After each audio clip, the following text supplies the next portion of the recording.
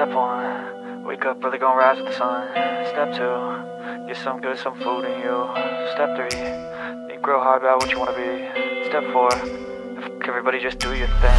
Wake up, today's gonna be a good day. Wake up, today's gonna be a good day.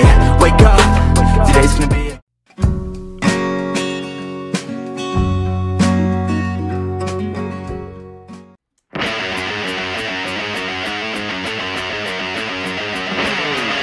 Sawari sa mga detective, nandito kami ngayon sa may Camp John Hay dito sa Baguio para tikman ang mga pagkain at inumin dito sa Chocolate de Batirol. Samahan nyo kami, tatakawin na naman namin kayo. Let's go!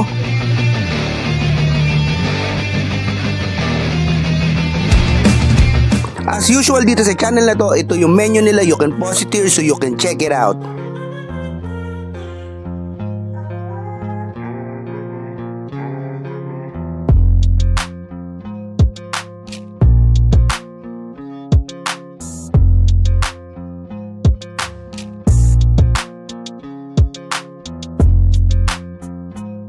Before we continue sa mga in-orders namin, ito pala yung ilang bagay na dapat nyong malaman and reminders na din sa mga returning customers. And quick tour lang din sa loob ng restaurant kasi ang ganda ng ambience dito at napakaraming plants na napapalapit sa nature yung vibe, sama mo pa ng malamig na klima ng Baguio.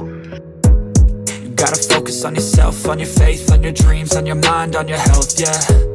You gotta work, never tell, keep your head down, find what you love and excel, yeah. Push and pull and repel any hate, go create what you want, feel compelled. Montage.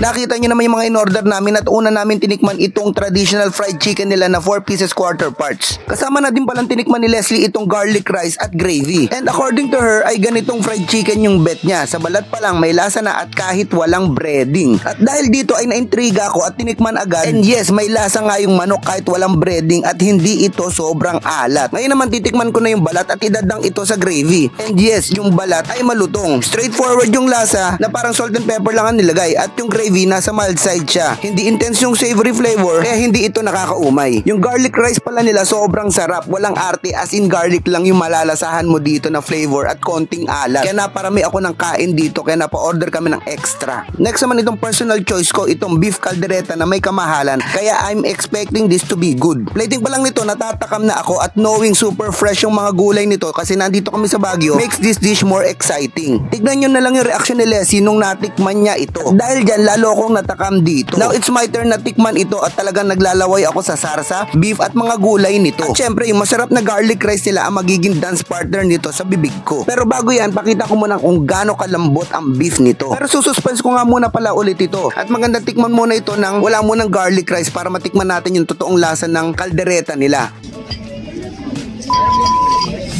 O diba napamura sa sarap kasi savory ito with the hint of asim and creaminess ng tomato sauce, intense beef flavor na heaven sa sarap. Ngayon babalik na ako dun sa buong caldereta experience at this time with garlic rice na. Tignan nyo na lang ang naging reaction ko dito. Okay sa alright to, 10 out of 10. Ang sarap. Super lambot ng beef na parang natunaw sa bibig ko at ang fresh ng mga gulay. O super X factor talaga yung garlic rice. Isa itong caldereta na to sa mga hindi ko malilimutan na kinain ko dito sa Baguio. Last but not least, syempre itong highlight sa lahat ng in-order namin dito. Itong hot choco na Baguio blend. At dahil Baguio blend ito, strawberry flavored to. Perfect to sa malamig na simoy dito sa Camp John Hay. At napaka-chocolatey na flavor nito. Hindi yung matamis sa chocolate na iniisip mo ha. Ito yung thick chocolate flavor from the cacao na ginamit. While yung strawberry flavor ang nag-provide ng most ng tamis nito. Must try ito. Nakita mo naman yung reaction ko kanina. Rich chocolate works well with strawberry pala. Pag bumalik kami dito, yung traditional flavor naman yung orderin namin. Yung walang halo. Para ma-experience namin yung OG na lasa nito. So wala na akong masabi pa. So that's it for this food trip. See you later. Kira kits. Bye-bye.